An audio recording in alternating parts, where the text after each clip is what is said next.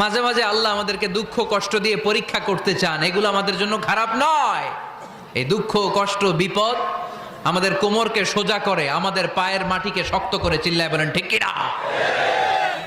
প্রতিকূল পরিবেশে কিভাবে বাঁচতে হয় এই দুঃখ কষ্ট আমাদেরকে শিখায়।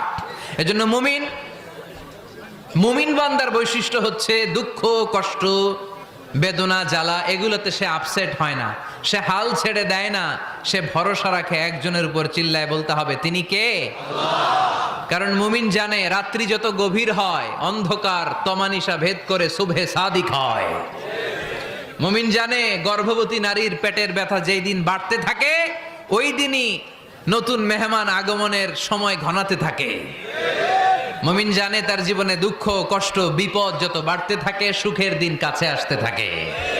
এজন্য মুমিনের হারাবার কিছু নেই। ফা ইন্না মাআল উসরি ইউসরা, ইন্না মাআল উসরি ইউসরা। নবী হে, কষ্টের পরেই আছে আনন্দ, দুঃখের পরেই আছে সুখ। আপনি সমস্যায় পড়েছেন, ওই সমস্যার সমাধানও আছে না নাই? এই পৃথিবীতে এমন কোন সমস্যা আছে যেটা সমাধান নাই? কথা বলেন। সমস্যা তৈরি করেছে কে? আবার সমাধানও দিয়েছে কে? Allah doesn't create a lock without its key. Allah কখনো চাবি না বানাইয়া ওইটার তালা বানায় নাই। কথা কন। তালাও যেহেতু আছে ওই তালার চাবিও বানিয়েছে কে?